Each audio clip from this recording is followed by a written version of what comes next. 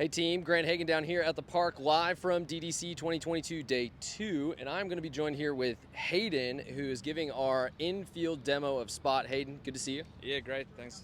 This is really fun. So we are down here in Carpenter Park. You can actually see we were up in that tall building up there in the Sheridan up there where we came down from, but we are live here from the park. We were doing demos all afternoon here really with all this equipment. Hagen, kind of walk us through what we got over here, what we're seeing on this screen. Yeah, so our solutions engineers got a bunch of drones they're going to be demoing, plus the 360 cameras for the ground app. My focus here is actually on the ground robots. So we've got, you see behind you, we've got Spot doing an autonomous mission at the moment, capturing some 360 data and sending that to DroneDeploy or to our cloud server where we're getting that LiDAR or 360 walkthrough. And yeah, we got live stream. So what's unique about this, and you've probably heard it a bunch through the conference, is connectivity with robots is probably one of the hardest things we've got. And we've got quite unique situations where we've got that robot running on a complete separate hotspot to anything else. So technically we are anywhere in the world at the moment and we're getting some really good streaming, which is great. Yeah. No, this is great. So we're going to walk around and just kind of take a look at things. Hayden, thanks so much for joining in with us. Let's just kind of look and see what's going on here. So we got a lot of people. It's a beautiful day here in Dallas, Texas. We are going to be demoing all the different drones that we have out here. And then if you turn around, look at this guy. He's going to walk up behind us here doing an outdoor demo of Spot. He's going to come right towards you here. Look at that. Doesn't really know where he's going. Actually, he does know where he's going. He's just moving around, avoiding obstacles. Let's take a look at some of the folks over here. Let's get some live reactions of some folks over here. So I got Bryce, who's out here. Bryce, what do you think of all this? Oh man, this is a great setup for this. I mean, I already saw Spot climbing up on the rocks and everything, so that was pretty cool. Yeah, I think you know too. You can see some of the drones that are flying over here too. Yeah. Man, it's just a perfect day. I mean, gosh, usually it's a hot summer day. Yeah. We're in the fall here. What are you kind of learning out here? What are you kind of hoping to learn just talking with some of these guys? For me, it's good to see the the ground side of things with Spot and everything, because we've been using the drones on our job sites and construction, and now getting to see Spot and how job sites are utilizing that to do ground capture and reality capture. It's really integrating the picture for us. It's great to see how it's all coming together in one platform. Yeah, this is really cool. It is. Spot is just continuing to find ways around people, which is just should show you on a job site that is not going to be a problem. So Bryce, thanks for joining in with us. Have some fun out here.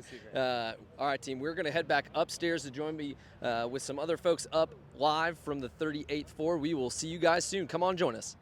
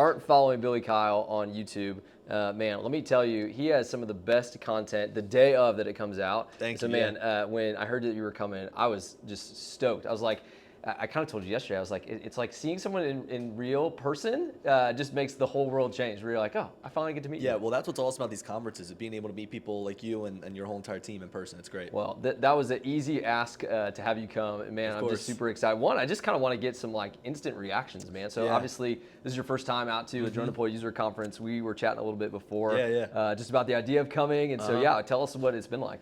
Yeah, so I've been using DroneDeploy now since I first started flying drones in 2016. I thought it was so interesting. So to see how far you guys have come is just so cool. Moving from being, just a drone-only platform to this whole reality capture thing is really great. And, being able to hear from industry professionals here and connect with other people that are actually using this platform is awesome, because it just is going to improve how I use it. I mean, I use it on the daily for stockpile measurements, kind of outside of what I do for YouTube.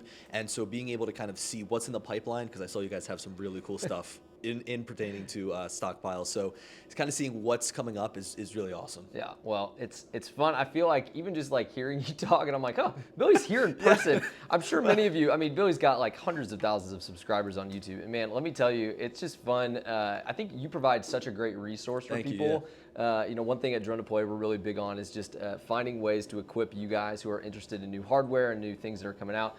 And man, there's no better person to go check out than Billy, your YouTube channel. Well, you know what? You're catching up to me with those videos. I posted one video. It was good. Let's make sure that we get this really, really accurate here. With a lot of help from Billy, which he wouldn't say behind the scenes. But man, tell me about like some of the things when you talk about people meeting folks here. What's that kind of been like? It's hard when we've kind of been out of the conference ability to go meet people. It's true. Like having the ability to see people in person. Like, who's been some of the people that you've gotten to meet and just some of the interactions that you've had? Yeah, so I mean, getting to meet the people on your team is great, because, being able to get that support online is really awesome. You guys have a lot of that great documentation based on like how to do certain things within DroneDeploy and best ways to use it. So hearing from them in person up on stage is awesome, but then also getting to connect with them behind the scenes, you almost get like some tips and tricks that you might not have known if you hadn't seen them in person. So that, and then also, of course, the people here at the booths like Skydio, DJI, talking to all of them is great, seeing what they have to offer.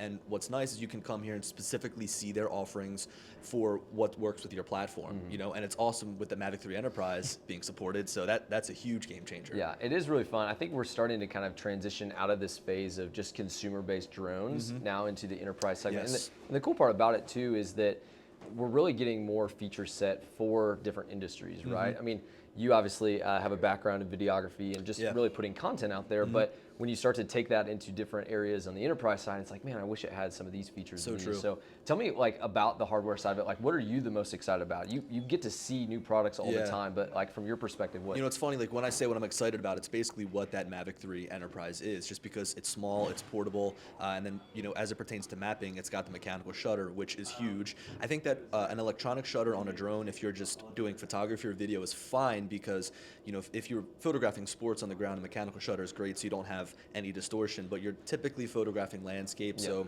you don't have much fast movement. So electronic shutter is fine, but for mapping, mechanical shutter is huge.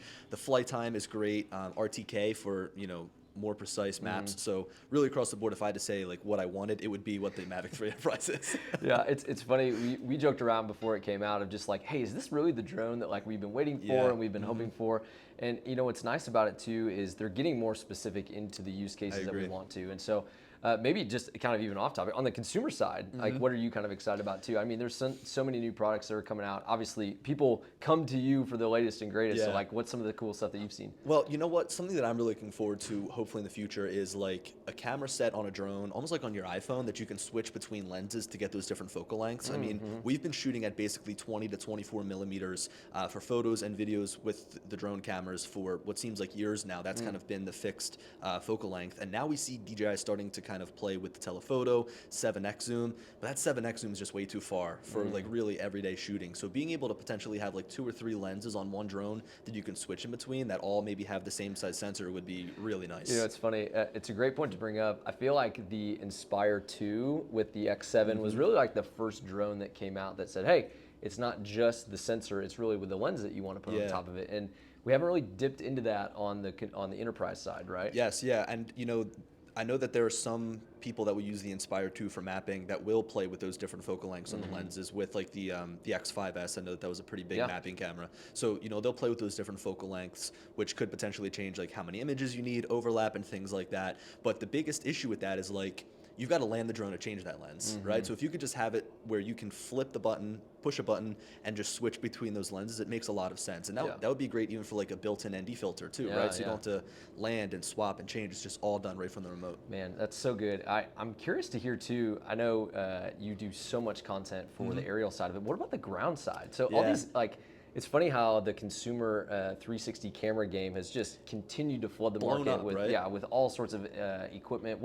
What about that side of it? Like, what excites you about some of this stuff on the ground that it's just unlocking this creative thing on the consumer side, right? But then on the enterprise, like, we obviously get a ton of value out of it too. You know, 360 cameras really are impressive because they've kind of changed the action camera space. Like, everybody wanted a GoPro, everybody wanted just that traditional action camera, but now 360 cameras give you the ability to not even really worry about your framing. Just stick it out there in a space and you'll be able to get something from that video. And it's cool to see Spot walking around with the 360 camera on its back, right?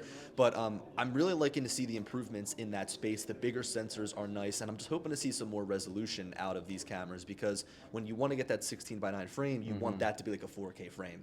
You know, so just more resolution is something that I'd really look for, kind of in that 360 space. But other than that, right, I mean, cameras are just getting so good, like Sony's A1 being able to shoot 8K video. I mean, it's impressive. It's crazy how, you know, I think, so the drone side of it obviously has its own kind of release pattern of like, hey, once every couple years or 2 or 3 years.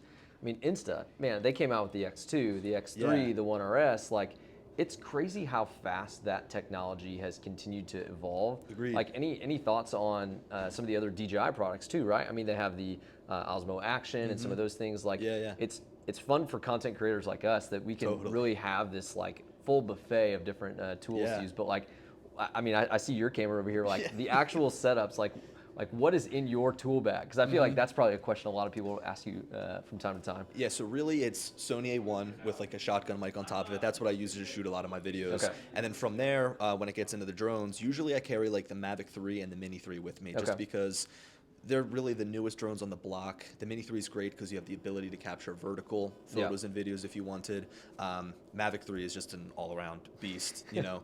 And you know, in regards to DJI's other products, it's almost like they take what they're good at with their drones and they figure out how can we make these other things, right? Like how can we make like a gimbal, for example. So you look at the Ronin 4D, and that's really nothing more than just like their Ronin gimbal and their Inspire line of cameras with the Zenmuse camera. So it's cool to see how they take this different technology and then make something that's totally new out of it, like the FPV drone, right? Like they can make this manual FPV drone that has a lot of the benefits of, you know, a Mavic in it, GPS, fail safes, things like that.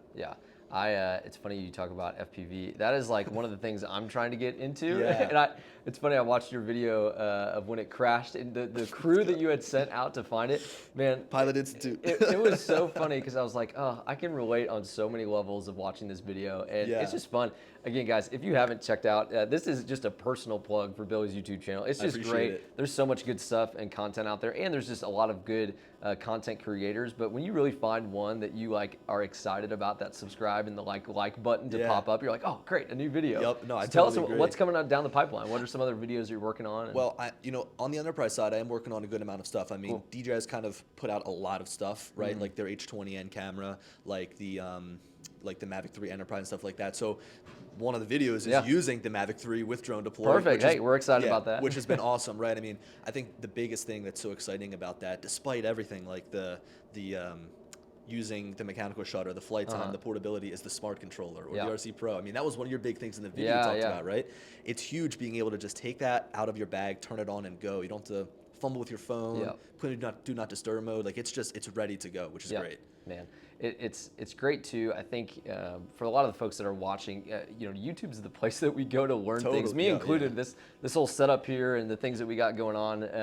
And man, it's really fun to have you. I'm really just curious to know kind of what's on the horizon for you. Like, what are some other things that you're kind of excited about, kind of as the year kind of is coming to a close? Yeah, I think a majority of it is still within the drone space, really. I mean, I think we've kind of seen a lot of the product launches based from DJI and based from other drone manufacturers for the year. So I think it's kind of going to be through the holiday season where we see a lot of like software updates. So not even on the drone side, but like I know like with the Action 3, they have some cool software updates coming out that adds new features. Like DJI seems to do this where they come out the product and then like a month later follow up with a big software or firmware update. So I'm just looking forward to more firmware updates coming for the drones to add that functionality, because now, you know, we see this where we get the hardware and it just can continue to be upgraded, which is really cool.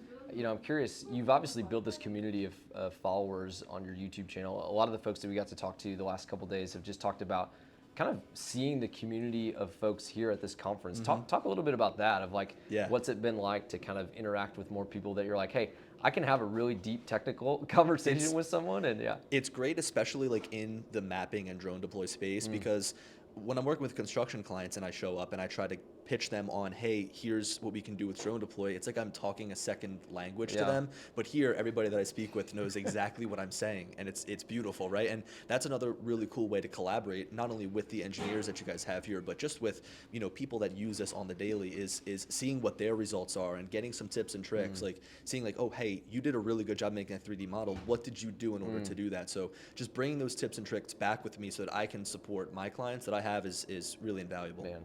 So awesome. We could go all day. Man, this is great. Maybe Billy and I will have a little podcast segment coming out later. But we're going to take a break here. We're going to bring a couple more folks on here in just a little bit. But Billy, so fun. This is great. Again, shameless plug. Go check out his YouTube channel. Man, there's such great unboxing content.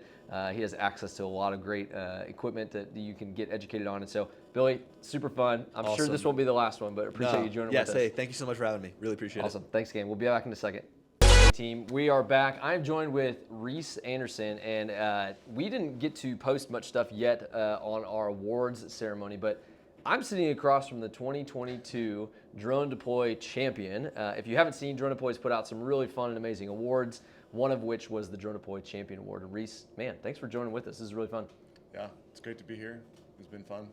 Tell us about your experience so far. I mean, what's it been like? Have you been to another Drone Deploy user conference before, or is this your first one? No, so we first did this last year, I think, when you know, COVID was going on. So did a panel at that point, and it was kind of funny because I'm just talking to a screen, and you know, don't have a clue if anybody even ever listened to it. You know, so it was good, and it was definitely like fun to do that. But this has obviously been a lot better to just be a part of everything, and you know.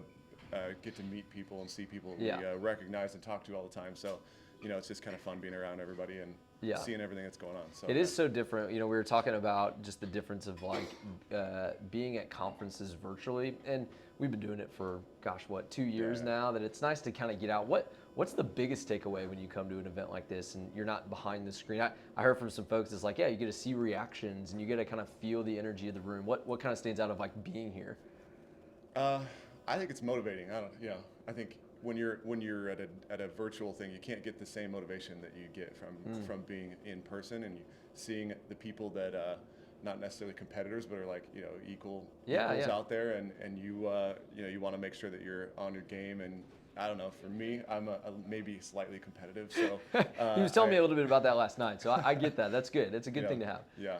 So it's just kind of fun to be around that energy. I don't think you can get that really anywhere else. So at least not, you know. And it's fun too. We had a couple people yesterday on the live segment just talk about how, man, it's not very common. We all kind of go back to our own places and offices on Monday, and you kind of take a little bit of that competitive spirit, and you're like, man, I don't want to really show all my cards, right? I maybe have some trade secrets, but in reality, when you come to an event like this, like, it's just a great opportunity to really kind of let those barriers down of like, hey, here's what I'm doing, right? Yeah. Have you had any good conversations like that? Yeah, a lot. I feel like sometimes I'm like, should I tell people what I'm doing about this, or should I not? And I don't know. You know, my approach, I guess, is if you can figure that out, you can figure other stuff out and always stay on your game. So there's no reason not to help other people do better within this company and the program. Mm-hmm.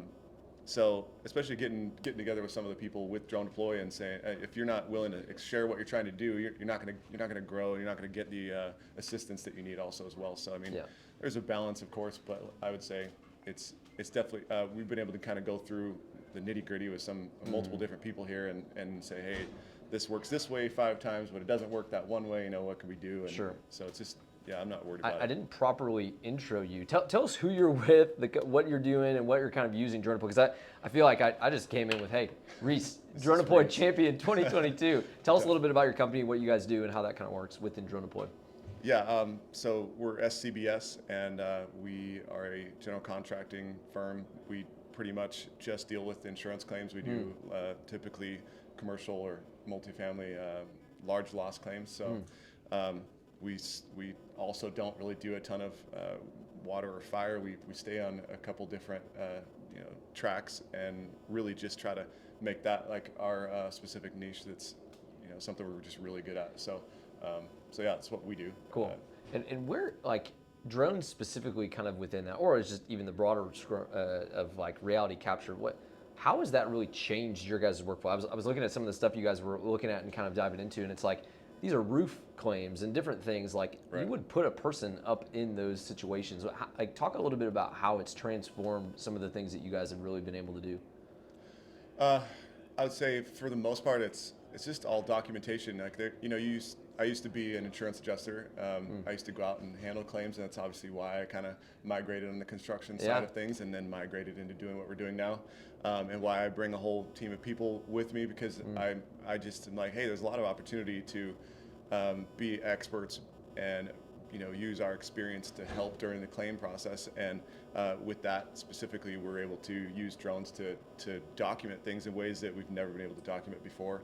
I can't tell how many times I got to go back out on site, or you got to go, some insurance company needs photo documentation of something, and you just don't have it because you would have to take way too many photos to get that stuff in the first place. So, I mean, yeah, getting that full reality capture and doing that maybe multiple times through the process, and learning how to do it in ways that you don't see a lot of other companies or people doing it. Yeah, that's just been kind of key for us, and it sets us apart from any other company that's dealing with claims. So we get a lot of recognition for when we hand that stuff over to the insurance company. They're like, wow, this is great.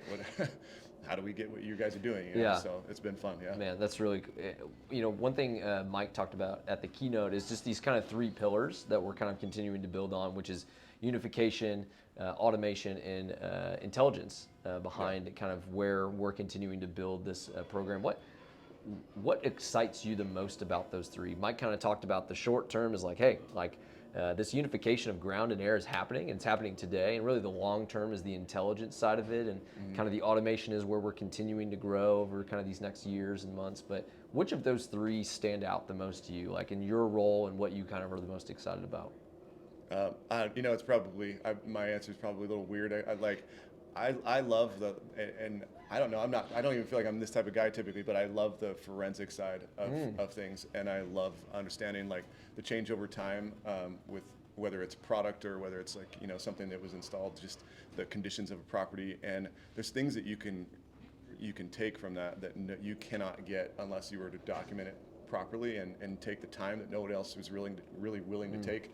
So taking a proactive approach to everything that we touch has really helped a lot. And what I'm excited about is just all the data that comes with that. And eventually we'll be able to understand how products perform over time even better, because we're documenting what they look like year after year and you have thousands of use cases across all the data that you have. So it's that's kind of stuff where it seems boring, I guess, to probably most people, but totally not when boring. I'm able to provide that to somebody, it's forensic, it's science, it's evidence, it's stuff that you wouldn't be able to get unless you went out of the box and said, I'm going to do this. And everybody says, well, why would you need to take that close of photos? Why would you need to do X, Y, and Z on this? And it's mostly just that like we understand the purpose behind it, and a lot of other people wouldn't see that until it happens, and it results in the successes later on. So it's kind of that's what I guess what I'm really excited about. And if you can get AI involved in that, and that helps us during that process, the only way to do it is take the time to get the photos and the data in the first place. So you can't really get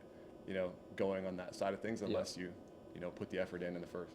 Mike talked a little bit about that yesterday too. Is those three kind of pillars really complement each other, right? I mean, you can't do things intelligently if you're not capturing frequently, right? And frequently capture it's just hard, right? Without the automation piece. Well, it's like, well, you could do that, but you may only be doing it from the air. What about the ground? So they really do kind of all build on themselves, and so. Yeah, it's a really interesting thing to kind of think of. I'm kind of gonna go a little bit to the right here. If DroneDeploy were to change their name, what would we change our name to? Is there anything that you could kind of think? I mean, because people have this like connotation of drones, and hey, that's all you do. Obviously, that's not where we kind of see it. There's a whole gamut of things. But if you were to kind of toss out a new name, what comes to mind? Shoot. I put you on the spot, so that's Yeah. and I got some other good questions too that I'm going to pull up and put you on the spot too. No, you're good. That's you do. I like it. So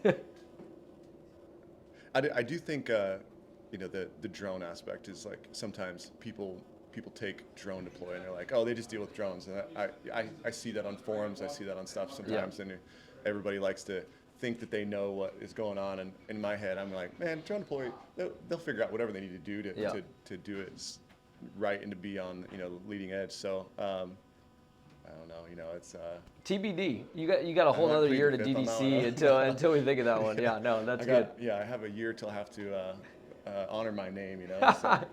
That's great. Well, Reese, man, thanks for joining in with us. This is really fun. We've been enjoying just talking to folks, kind of getting some behind the scenes reactions of all things DDC Day 2. We are almost wrapping up, so really fun. Appreciate you making the time to come over here and join with us. And so it's been great. Until next year, you get to hand that trophy off to someone else. Yeah. And so I feel feel like I'll have the name by then, and we'll implement and get it going. So. I feel like we could have a jacket, we're kind of Masters style, where you kind of put the jacket on the next champion. Maybe we'll come up with a good blue jacket attire. So that's good. great. Reese, great seeing you. Thanks again for joining in with us. We're going to bring on our next guest here in a second, and so thanks for joining in with us. Who is our CTO, and really excited to be able to have you here. Man, I was roaming the halls here, hunting you down, because this was too good of a conversation to miss. So one, appreciate you joining in. We are back with DDC Live Day 2, and so we're about to wrap things up. Such a fun time and conference, Nick. It's been amazing. Just curious, yeah, I'm curious to get your thoughts. I mean, gosh, you've been, I don't even know how many DDC, I mean, we met, gosh, probably 7-8 years ago. Like one of the first one of these DDCs. Yeah. So tell me what it's been like, kind of looking back, the humble beginnings to the 38th floor of a hotel looking out over the major metroplex of Dallas, Texas. Yeah, what's it been like? It's crazy, the change. I mean, I remember DDC 1. I don't think it was even called DDC at that point. I think we just called it like the DroneDeploy Conference. Didn't have a logo, didn't have a name, and it was just in our office. It was just one room with about 25 people. So it's pretty awesome to see how it's grown. And I think throughout that growth, what's always impressed me when I come in person is just seeing the breadth and depth of innovation that's going on. I'm always surprised at like some new use case for the technology, or someone or some company that's just gone super deep on really perfecting some workflow, and that's just been awesome every year. Yeah, man, it is crazy. Each year, I feel like what you guys have done before I joined the team was really the steady growth, and now being on the team and seeing how much it's just continued to, I mean, the one that I attended was maybe, 50 people. And, we have 200 plus people here, sponsors up and down, and demo days, like we were just outside and there was people congregating around like, man, it's so impactful to see the technology in person. And so seeing that growth, I mean, what has kind of surprised you now being back in person? The last year we were kind of virtual and got to do that a little bit, but being back here now and seeing people, what's been a good win that you've seen? Yeah, I think in general, just being in person is much more exciting. Like virtual, you kind of miss that connectivity with a lot of the customers where they can really just show you. They can open their laptop and say like, look at this map, look at this capture I did. That's super exciting. So I definitely missed out on that for the 2 years that we were virtual. What's impressed me the most, I think it's a lot of the automation stuff that we're really starting to see, especially like BNSF and Turner, really pushing the boat out on having a real vision of where they want to get to on true automation. And I think that's, as Mike talked about in the keynote, that's one of the 3 tenets of how we're now viewing DroneDeploy. This idea of one unified platform, a real push on automation, and also the intelligence. So I was really excited to see that first generation of companies really embracing that and really sort of going for it on automation. Just super cool stuff. Man, you teed me up. That was going to be my next question. It's just like, of those 3, we were talking about it, Mike said really well yesterday, of just how complementary they are of themselves. Like, you really can't have 2 without the one, and they really do kind of build on themselves. So you mentioned kind of automation and how that's kind of exciting. Mike talked a little bit yesterday. That's like the near future, right? Like, we've been waiting for some of these aerial and ground automative tools to really come out. Talk a little bit more about that. I mean, you're obviously super close to some of those customers and getting to see kind of some of those projects being used. What stands out from that segment alone? Because I think when people think automation, they think, okay, it's got to be a robot. It's not necessarily process driven. But like, explain that kind of automated piece, because there's so many. It's such a descriptive word to hit on. Yeah, I think one thing is, if you look over time, you see the capabilities of all these vehicles increasing. And sometimes there's a bit of a separation between how they're perceived and how they actually perform on the job site. Like you might look at the early Boston Dynamics videos where you have these vehicles dancing and doing parkour and get really excited, like, all right, let's bring that onto the construction site. And then maybe it stumbles over a cable or something like that. So there's a bit of an expectation gap that needs to be closed over time. And that's now happened, and you're seeing, for example, with Turner, that they're really deploying these vehicles, collecting laser scans on a daily basis, uploading that to the cloud. And that's where you really get to that, you start getting out of that trough of disillusionment and start getting towards some really exciting adoption. So I think watching what's happened on the hardware side over the past 6 years with vehicles getting cheaper, getting more capable, getting more intelligent, it's really closed that gap that customers can now jump on board and say, all right, let's get that on a job site. Let's get those drones in boxes. Let's get those spots. Let's start automating stuff. And that's great because you kind of feel that shift over the last 2 years for sure. I think we should coin the term trough of disillusionment. It really is true because, it's funny, people that I've gotten to talk to really the last couple of days, I've asked them like, hey, like you've seen this, out on social channels and all sorts of different things of this robot being on a site or, the dock and it kind of deploying on itself. Like, there isn't a disillusionment to it, right? Because it's like, hey, that's great, but I don't understand the application to it. And so other than events like this and being able to connect with folks on like what it's actually doing, how can we better educate folks of that throughout kind of these non-type events throughout the year? Yeah, I think it's really hard to see on the outset, like, what are all the conversations, what are all the problems that actually need to be solved to get real automation running? And it's only these sort of like pioneering customers who actually go through all the motions and hit all the hurdles and break through them to actually get something working. For example, we run into challenges that are really hard to anticipate, like connectivity on a construction site. How do you provide connectivity to the robot on a 250-acre site? So all of those things, they're really hard to anticipate, but as soon as you commit to doing it and solving the problem, then you start getting through all those hurdles. And I think now the path is a lot clearer for the companies that start to follow because they can see how things are being done. They can start to follow best practices. And that's when the adoption really starts. And that trough of illusionment, it's one phase of, I think it's called the technology adoption cycle, where it starts with a lot of hype. Yeah. Everyone gets really excited. They look at the videos and they're like, wow, this is great. Yeah. Then they start to try and use it and it's like, oh, there are a lot of challenges. This is going to be hard. But then you overcome those challenges, and that's where technology sort of really matures. We need Connor to throw that graphic up here. We can describe, because it is so true, and it's tricky too. We obviously serve a lot of different industries, right? And some of those are more forward-thinking industries than some, and it's helpful for companies like us because we really get to work with the early adopters, and we get to work with some of the lagging companies to say, hey, come with us as a part of this journey and really be a part of where that's going. I'm curious to pick your brain too about kind of the non-marketed, well, quite yet, is the DJI dock. I mean, we've talked and have been able to see the automation on the ground through Spot and other robots, but that's like a new one that we really haven't seen yet, right? We always like kind of had this vision of what it was going to look like and how it was going to work, but I mean, tell me a little bit about that automation, because that one just seems to make sense. Yeah, I think the idea of just perpetual operation of vehicles where they can charge themselves and they can do their work uninhibited or unmonitored by a human being, that's a really compelling future, because I think over the last 6 years, obviously the pilot's been an integral part of flying a drone and collecting data, and the idea of automation is not to replace that, but there are going to be use cases where a drone is on a very remote site that's hard to access, or the workflow that the drone is doing is really repetitive, and that's where it really makes sense to have a dock, a battery recharging station, and you can just set that and forget it, and the drone can go and do its mapping missions every day or every hour, upload that data, and then everyone who's interacting with that site, they just focus on the data, and the data is always up to date, it's an hour old, it's collected automatically.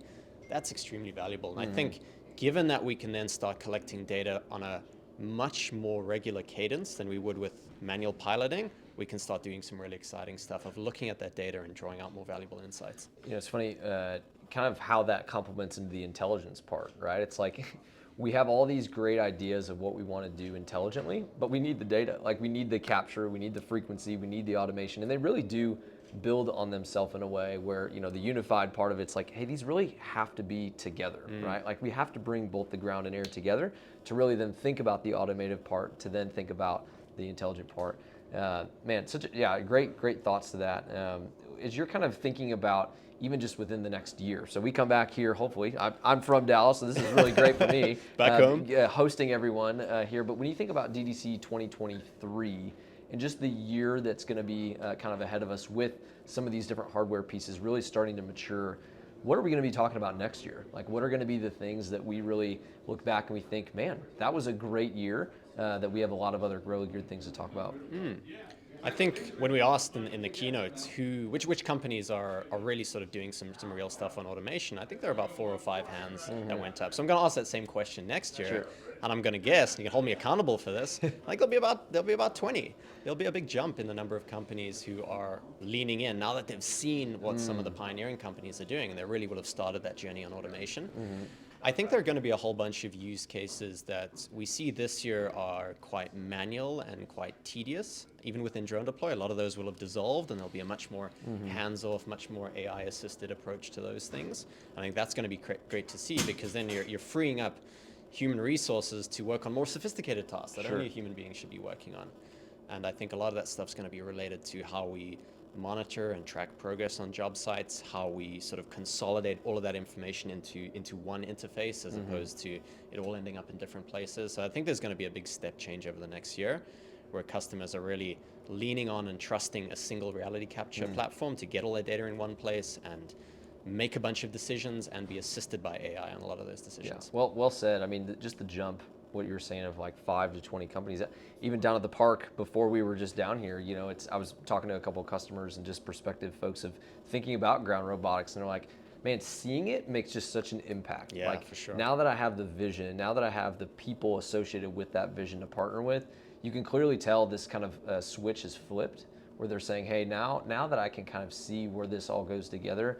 I think that's what has been the biggest challenge of being virtual these last couple of years is you don't get that natural interaction. I love what you said. I'm going to open up my laptop, come over here, look over my shoulder. I want to show you what I'm looking at. And so, yeah, that just natural conversation just allows for a lot better innovation. And that's the breeding ground for a lot of the ideas. It's like that kind of like camaraderie among customers who are all facing the same challenges or innovating in the same way and sharing those ideas. Yeah, it's hard to replace. Like I get that there's a place for virtual conferences. A lot of the stuff is more streamlined and prepared, but you kind of miss that serendipity of like co-solving the same problems, which is awesome to see. I mean, I just found you in the hallway working with a customer that's like, hey, that makes sense, right? And it's funny. I've had some I'm going to put you on the spot. I had some folks ask, where's 23 going to be? Where are we going to have DDC next year? I've heard a vote for Salt Lake. I'm sure Gary's going to bring us out to Nashville. That'd be a great spot to go out to. I mean, hopefully Dallas has hosted well. Dallas has hosted amazingly, and I think the best is to come. There's a barbecue at 4 p.m., so I think we're really going to see Dallas shine in about 2 hours. I don't know. It's been great being somewhere that isn't San Francisco, being closer to our customers as opposed to close to the company. And I think that's always been the heart of DroneDeploy. Get out of the building, get close to the customers, see the problems that they're facing. So I think we've got to keep that journey going with DroneDeploy Conference, and Nashville sounds like an awesome suggestion. I'm seeing Gary nod his head back here. That is a great spot. We're going to try and grab Mike's ear and say, Mike, Nashville 2023. Also great barbecue. I know we feel a little biased here in Dallas, but another great spot, and Nashville is just booming too, which is great. Well, let's make that happen. Nick, man, super fun. Really glad I got to snag you for a little bit to join us on DDC Live, and yeah, just appreciate the time. I know there's a lot more fun here this afternoon at the barbecue and just some other opportunities to connect with some other customers, but thank you. It's awesome. Really fun. Thank you, Grant. That was a lot of fun. It's really, really great. We're going to join with one more customer here before we wrap things up. Appreciate you guys. Let us get them things set up, and we'll be back here in a little bit. All right, we are back, joined with Gary Chapman. Man, this is a really fun treat. Gary was just saying between two ferns. I think that maybe we changed DDC Live to DDC between two ferns. What do you think? I was just complimenting. Nice the backdrop's awesome, right? I'm like, did you guys pack this or like? We didn't pack it. Where's the ferns at, It definitely has some structure to it. You know, we got these live and on air, which kind of add a little flair to it too. But no, I appreciate that. Between two ferns maybe is a good way. We'll rename this thing out, but. Gary is really just a good friend. It's been really fun to have him come join us here, really to kind of put a name to a face to some of these things that we talked about. Turner being a great partner with us and really doing some great things. Gary, really, I'm just excited to learn and kind of hear some of your instant feedback and thoughts from DDC so far. It's probably the same thing you've heard from everyone, right? It's so That's great. okay. Keep it coming. So great to be back in person, Yeah, right? yeah. So great to really put a lot of the support that we've partnership over the years now. A lot of seeing who is those helpful people that we talk to all the time. That's honestly for me, which is an obvious benefit to everything, right? It's seeing everyone in person, and not only everyone with DroneDeploy, right, but seeing a lot of our people in the industry, right? People in different industries, kind of hearing their stories again, getting back in the conference mode, right? Hearing other use cases to kind of always compare and benchmark where we're at with our own current use cases, right? To make sure that there's nothing that we're missing, making sure we're sharing successes or failures with others. And I think that's just a part of why these type of conferences and events are so impactful. Just again, it sounds cliche, right? But it's just communicating and seeing each other in person, at least sporadically through the year. Yeah. And when you sort of get where you lose your voice a little bit, which is where I'm getting now, that's how you know you did it right. We're right? on day 2. We know a lot of voices are being lost, so it's all good. That's how you know you did it right. Yeah, that's right. And it's been fun too because you guys have gotten to bring a couple other offices here and really kind of try to find some time to connect. What's it been like, kind of having more representation from Turner really across different offices? Yeah, and it's been one of those outside of because DroneDeploy is a common partner we have or common software that we use for everything across our country, right? So to have people from different offices outside, of course, we just had AU last week, right? Getting a lot of FaceTime with a lot of people within our own company. I think we had about 7 or 8 here. I think 4 or 5 locally here, and or I think maybe 4 here locally from Dallas.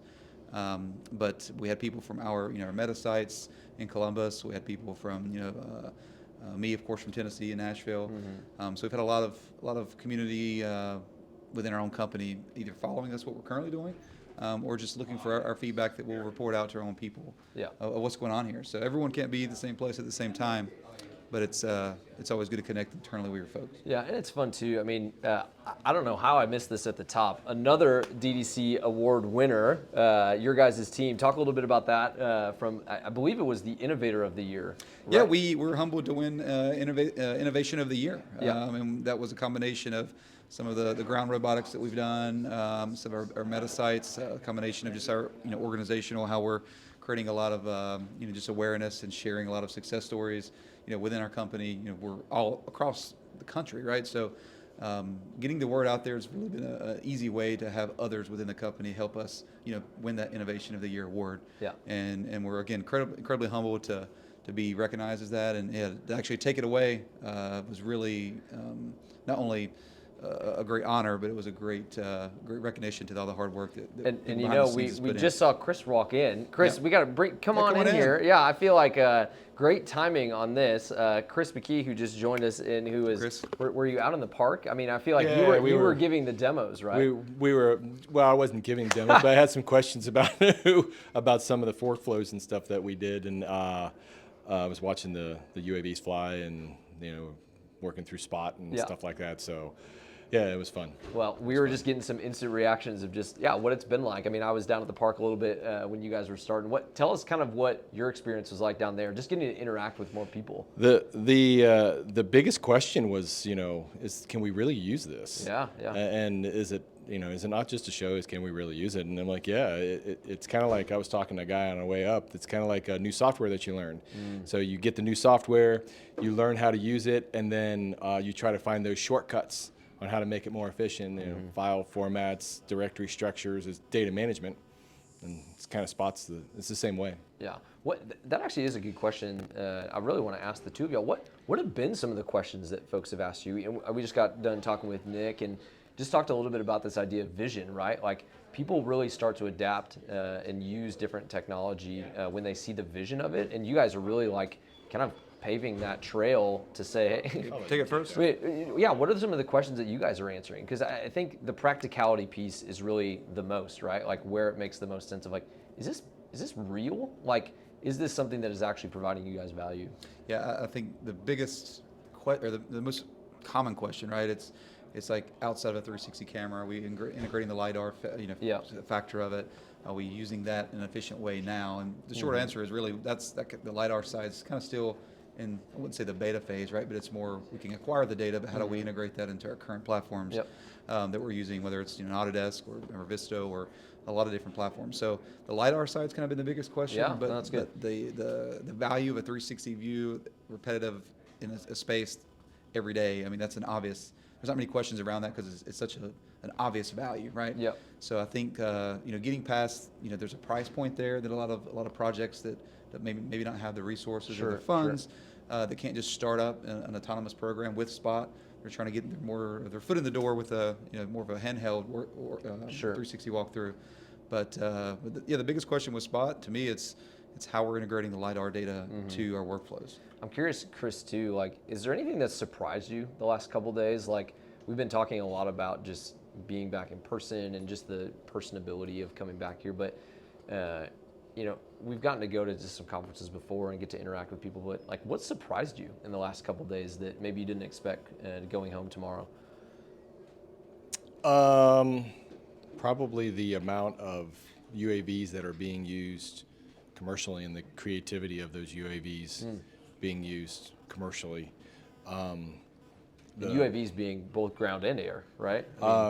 Yeah, and seeing where their people are planning. I mean, they're not looking just, I'm going to go buy a UAV and go out and use it for one job. They're looking at 5 years down the road, how they can plan for that 5 years down the road. And that's kind of what we've been doing. We look at what we've got and how can we plan this? How is it scalable? Yeah, sure. And I've been seeing a lot of that, of how things are scalable here. That makes a big difference. Yeah, UAVs, unmanned aerial vehicles, not just ground, but also in the air too. Now, it's a good point, and I think what's really surprising about some of this stuff for folks is really just like that last missing link, right? Like, we were just on here with Billy Kyle, who does a ton of great YouTube content and really pushes a lot of good education of, is the Mavic 3 Enterprise a good drone to consider? And really, people are going to places like YouTube to find educational resources when they don't have the chance to go and interact with the two of you like this. And what can we do at DroneDeploy to really help build that sense of community on the education piece that you guys think? I think you guys are doing it. If you just kind of keep up what you're doing, really, because there's a lot of companies that they'll drop off the hardware or software and have a nice day. Having that customer interaction and the Hagen and Andy and Flynn and Edwin, all those guys that have been helping us out, it's been priceless. I mean, we wouldn't have been able to do it without them, for sure.